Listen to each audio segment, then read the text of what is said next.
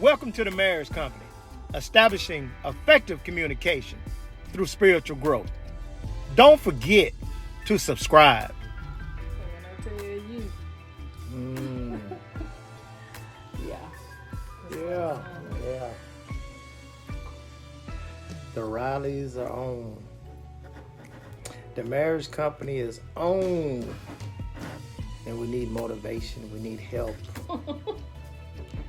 We need a lifeline like on the television show. We need a lifeline. Hello. Who is that? Who is that on? Rebecca Adams. Hey, Rebecca. Hey, Rebecca, how are you doing? Oh, 4. Okay, listen. 4 is enough. You ready? Yes, of course. We are the Rileys, also known as the Marriage Company, establishing effective communication through spiritual growth. And today we're talking about when the love is gone. We're talking about the signs that appear when the love is gone, when the magic is gone from the relationship, when the magic is gone from the marriage, the relationship, when the kissing and the smooching and the holding hands and buying flowers and the candy and the long looks in each other's eyes, the walks, the sweet love that you making love in the rain. When that is gone, that's what the Rileys are going to be talking about today. Some of the signs to know when the love is gone and when the love has left the building. What can we do? What can you do to rekindle that love? We're going to drop into it real quick today. Again, my name is Riley. This is my beautiful trophy wife, Katasha Riley. And listen, if you're in a relationship, if you're out there listening and you're in a relationship, every relationship goes through dry spells. Every relationship goes through times where you don't feel much like loving on your spouse and you don't feel very romantic. You don't feel sexy. You don't feel like you look good. You might have gained a couple of pounds. You might have had a baby. Men might be dealing with hair loss. You might be dealing with men boobs. I mean, there's a lot of things that affects you when it affects somebody else. And so we just want you to know that you're not alone when the love has gone, when the love has ran low in a relationship. You are not alone. Tasha and I consider my wife and I to be in a great relationship. But even our relationship needs a boost sometimes. Even our relationships run dry. Right. And I have a saying that's the bigger the river, the bigger the drought. Right. I'm going to say that again. The bigger the river, the bigger the drought. And so anytime there's highs in your relationship, there's going to be lows in your relationships. So what do you do when the love has ran dry? What do you do? Hey, it's like anything else. Somebody better rain on it. You got to start that fire up again. Right. Whatever you did to get her is the same thing you have to do to keep her. Now today we're living in social media, so a lot of people are distracted. You're online. There's a lot of things that are distracting people today in relationships, so it's easy for that relationship to run dry. Right. It's very easy. I'm trying to tell my wife to come on in a way.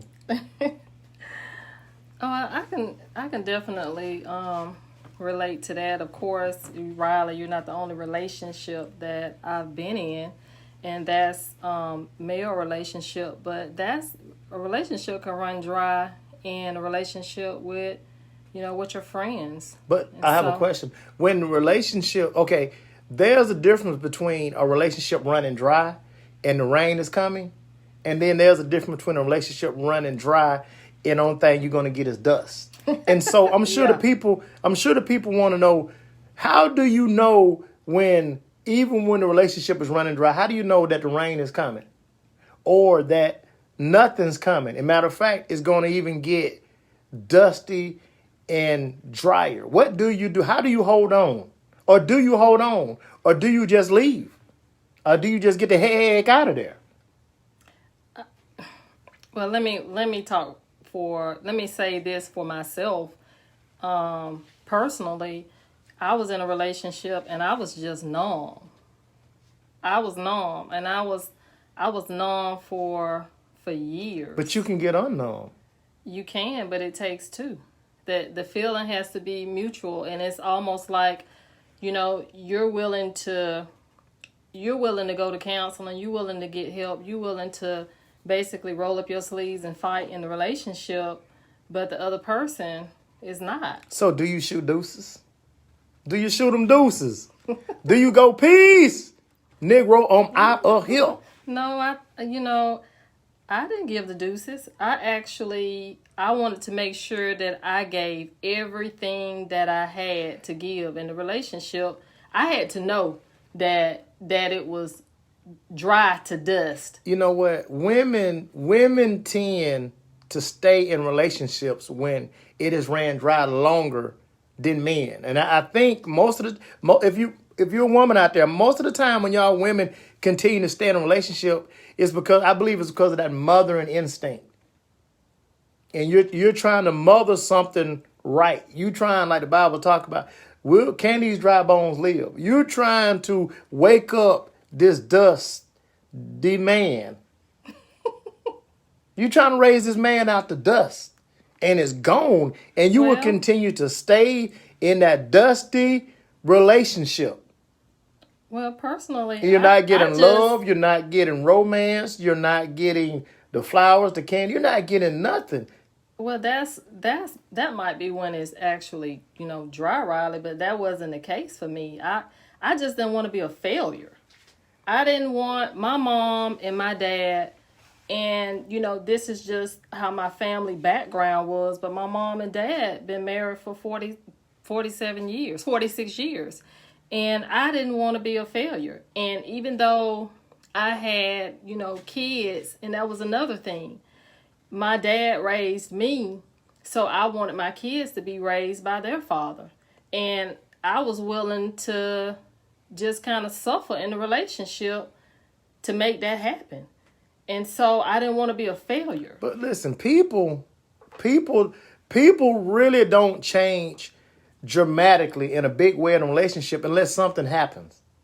Right. A death, a job loss, or something like. People really don't change. So my question out there, how long do you stay in that dusty relationship? How long do you continue to be verbally abused, physically abused, mentally abused, when you know in your heart of hearts that relationship is dust dead?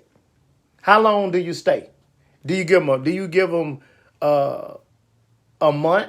Do you give them half a year? Do you give them a quarter? Do you give them a year? How long do you stay? I say give them a 30-day notice. Nah. No, not realistic. A woman, most women can't do that. Most women, right. Most women can't, especially if they're in love with a man. And understand this, women, you can be in love with a sorry man. Right. And he's sorry, but he your sorry man. Like I heard somebody say, better is the devil that I know than the devil I don't know. So better is the sorry man that I know than the sorry man or woman that I don't know. And that's true. A lot of women do stay in a relationship and they know that person is basically, is no good. It's dust. Yes. So, but Riley, God is the only one that can raise a man out the dust. And that's another. So Riley, stop trying to raise these men out the dust. Riley, that's another thing. When you are a woman of faith, then you could be believing God for the change. You could be believing God that, if you keep on praying and you in that closet and, you got that war room going on, that things can change. But you got to know when it's dry. You got to know when it's actually dusty. And people will be miserable in a relationship just to be with somebody. Who was that in the Bible that the raven was bringing bread? And when the brook dried up, they had to move. It was me. No. Seriously, it was someone in the Bible. But when the brook dries up, it's time to move. It is. It's time to move. It is. And I think sometimes we so scared, men and women, to move into another relationship, to go to transition, the new. To go to green pastures. Yeah, to be introduced to, to the new. And, when you get married, especially, you in it to win it. That means that your vow, one of the vows is to death do us part. And so some people really fight for that. Riley, they will fight for that, and the other person is just, already gone, or they just used to, one of my problems and I learned in maturity, one of the things that I was doing in a relationship is I would say I'm done, but then I take you back. And then I would say another quarter, I'm done. And then I'll take you back. But sometimes we could be fighting the wrong fight. True. When a lot of lifeguards say when they trying to save people, they start fighting them. They fighting the wrong fight. You fighting against something that's trying to save you. And so if the Holy Spirit of God told you and you feel like it's time to leave, why are you still fighting for that relationship when it's time to leave? It's dust. Also, it could be a confusing situation and you don't know. You got hope. So hope will keep a person in a relationship as well. It'll keep a person in a relationship and it could be dusty dry once again and they basically will stay there. But you know what? I dealt with this the other day. It's like I was trying to make a decision on something. And so I was saying, God, I need a sign. God, I need for you to give me a sign whether I should go forward with this thing or not do this thing. And I promise you, a truck rolled by with two of the things that I was asking God for. It had two of them on the truck. And I say, God, that's it. That's a sign. And so I'm like, hey, I got it. I'm on my way. I'm going to go do it because God gave me a sign. Then I get to where I need to get to, and I was denied. And so I'm like, God, I just prayed to you, God, for a sign. What I'm interpreting is, God, you gave me a sign. Matter of fact, you gave me double what I was talking about as far as a sign. But I get to the place and then I'm denied. And so as a man of God, as a man, and even as a woman, sometimes, we look for a sign. Well, God, give me a sign that I should stay. Or God, give me a sign that I should leave. And then we get what we think is a sign and we jacked up. And we're like, well, God, I thought you gave me a sign. I mean, what is this mess? This joker, he lazy. He don't want a job. He won't clean up. Look at this. He won't get a haircut. But I thought you gave me a sign to say this was my Boaz, God. You gave me a sign. This was my king. This was my treasure on earth. Right. But I'm miserable. I'm living in this dust. Right. And so what do you do when you think God has given you a sign to be with a man or be with a woman? You're praying, you're fasting, you're looking for answers, you're talking to wise counsel, you talk to your mom, your homeboy, you're looking for wise answers, and you think that this is it, but it's not it. So what do you do, Katasha Riley? What do you do? Well, I'm a praying woman. But I can tell you, in that last relationship, I'm going to go right back to that last relationship. I'm tired of you talking about that last relationship. I made myself sick. You in a new relationship. I made myself sick and tired. Because I felt like I couldn't opt out. So I started finding some of everything wrong with the relationship to make myself sick of it. And a lot of times, if a person is doing that, then Riley, they too weak to leave. So we got to make ourselves sick in order to leave? No, but I'm just saying sometimes people don't have the strength to leave. So where do we draw the strength from? That's what I'm saying. If it's dead, if it's dust in a relationship, and you want to leave, but you can't draw the strength to leave. Right. Now, I'm trying to be nice to you and not talk about your last relationship and why you stayed so long. Okay, continue on. Was it dusty? Yes. Well, you stayed in it, but you Yes. had reasonings for staying in it, and we just being transparent. Right. I did have reason to stay. Right. Right. So, people hope will keep you there. Hope will keep you there. But this is the thing. Once you deliver, or once you leave that relationship, that's dead, that's dust, and you look back on it, you say to yourself, why did I stay so long? Why did I give so much energy, time, money? Why did I give so much into something that was dead? But I think a lot of times it's like what they say, the elephant in the room, but the elephant is so close you don't know it's an elephant. Right. And so when you're in it, you don't see what other people see. Everybody else know that it's not. Yeah, good you don't see what other people see. When I was in my situation, my mother told my big brother to come up here and check on me. And he went back and reported to my mama, yeah, mama, something wrong with that boy. But I was in that situation so deep that I couldn't see that it was dead. I couldn't see that the dust had settled. Right. Because I wanted that situation so bad. I had everything emotionally invested and tied into that person, into them people, and I wanted it to work. So what do you do when you want something so bad in your heart? You want it.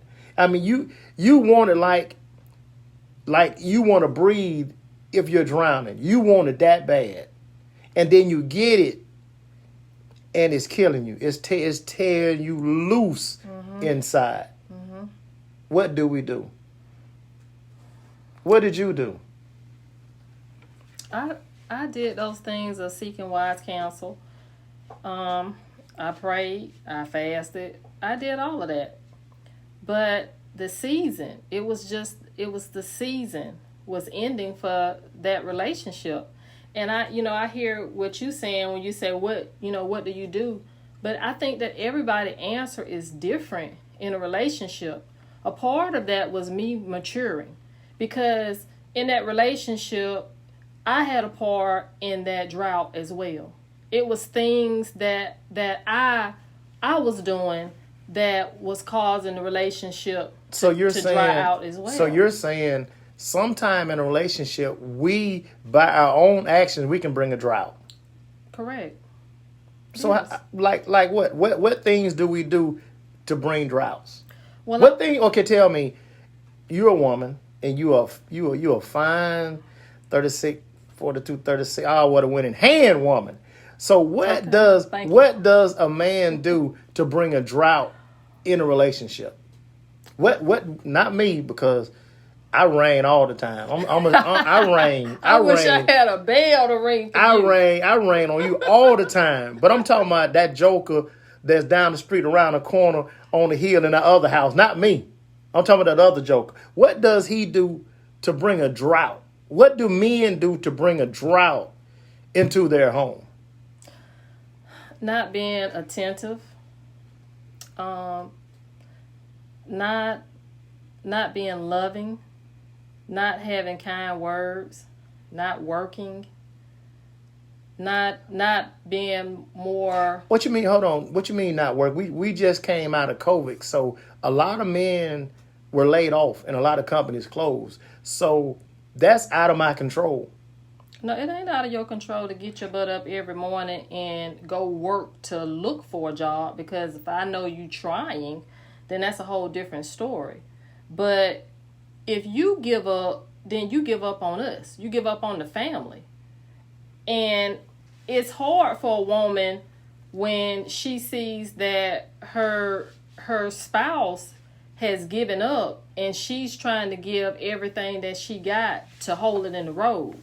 That's that thing that I talked about before, when I began to build up muscles in all the wrong places. That a woman shouldn't have to build those muscles up, because that's the man job. But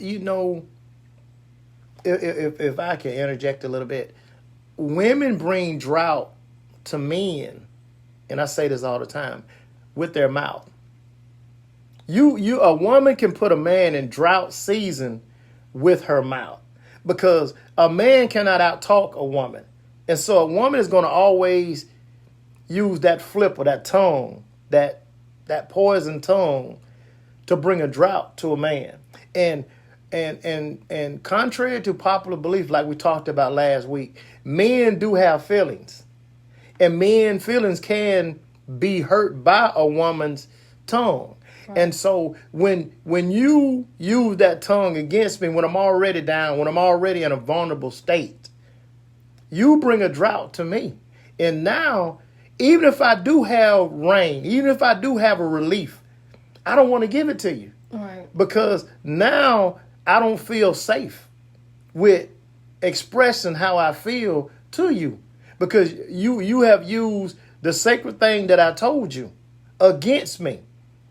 Right. So if I'm working diligent, getting up every morning trying to go find a job, but nobody's hiring, I don't need to come home and you telling me I'm a sorry Negro. You won't cook for me. You won't, do that thing that you do for me no more because I don't have a job. I got a headache. Yeah, you have a headache. My stomach hurt. Yeah, but what I'm you're tired. doing, you're creating even more of a drought in our relationship. And so, with that being said, I think it's both people's part and duty to identify when there's a drought. Communication. We have to, when Tasha and I are in a drought season, and Tasha and I, we do be, even though we have a great relationship, we do be in a drought season sometimes in our relationship. Right. And what we say is we have to press reset. That's what we do. And so for us to press reset, what we do, we shut everything down. We go to Florida. We get in our backyard and barbecue, put on the music, dance, drink some wine, look at each other, put on some smell good. But that smell good for? The smell good. Okay. The smell good. But that's part of what we do, because you have to be in constant communication in a relationship to understand that you are in a drought season. Yeah. It does the relationship no good if I understand that I'm in a drought season, but my wife think it's still raining in the relationship.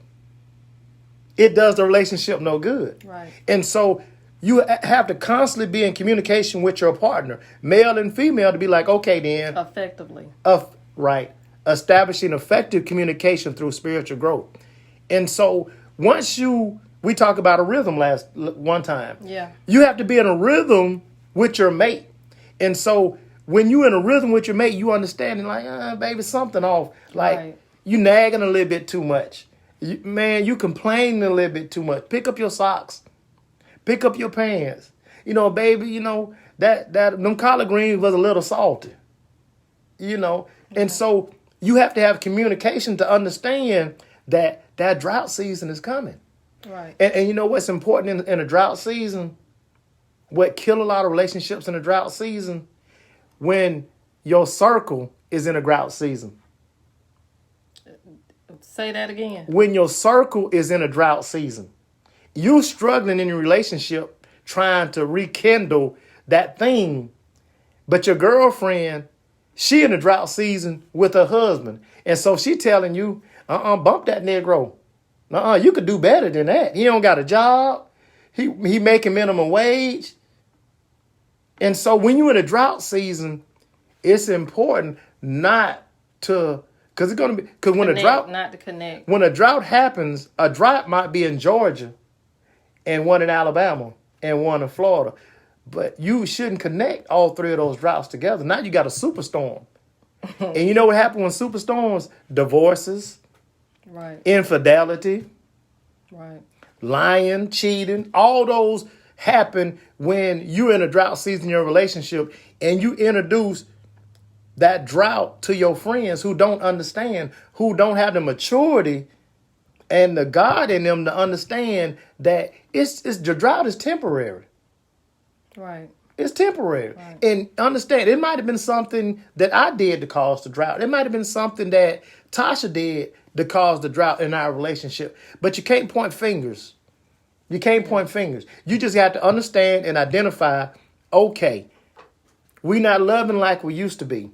So what are we going to do to reset this to get it back how it used to be? Because just having sex is not going to do it. Just buying flowers is not going to do it. There's more to it than just that. Am I right? You're right. One of the things that we do in our sessions, we give a prescription for love. Right. And after we actually listen to, the couple, we actually write things down to help them to reconnect. Exercises. Yes, to reconnect.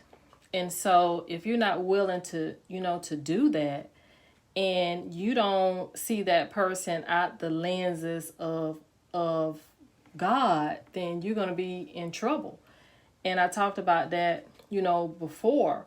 Even when somebody is in a drought season and they're having problems in their relationship, now they're getting offended about everything. Mm-hmm. Now they want to start looking through your cell phone. They want to know who you're talking to, where you went, why you gone so long, this, that. They got all these things running in their mind. And you can simply cut down on that if you effectively communicate and understand with the other person the language that they're speaking. Now, if the person stopped talking to you, silence sometimes doesn't mean that I just need time to myself. Sometimes silent means that you done flatlined.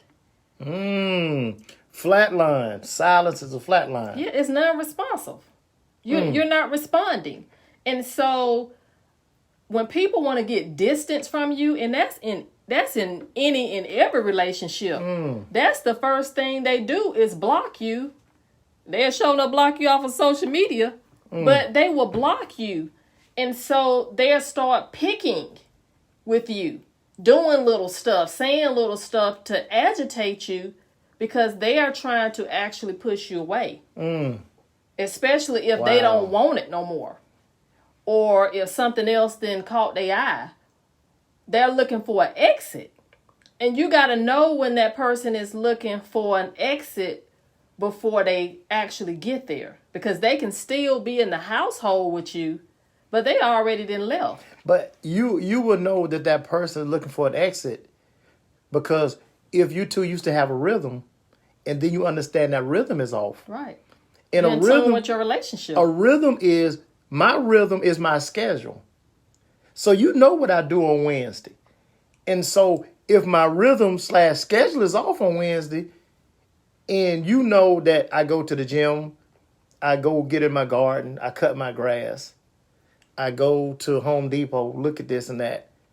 If you know that that's my schedule on Wednesday, and then all of a sudden every Wednesday I'm gone for 3 or 4 hours, then you know, okay, something's going on with this rhythm. Right. And if that's consistent, sometimes, things That's the sign happen. of that drought coming. Right. But what Tasha, when you're in a drought season, I try to be real touchy-feely with my wife. I'm always trying to touch on her, to feel on her.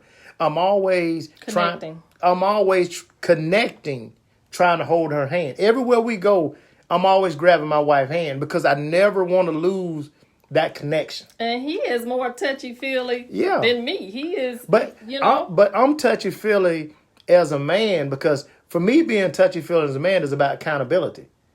Right. Because I'm a man. About that. Right, because I'm a man and I know I'm a regular man like anybody else. I look and everything else. But when I'm holding your hand, you better shut your eyes.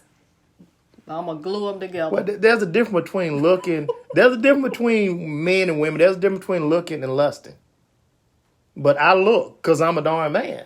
But I hold my wife's hand and I pull you close. Because if I want every woman out there to know that this is it. This is it for me.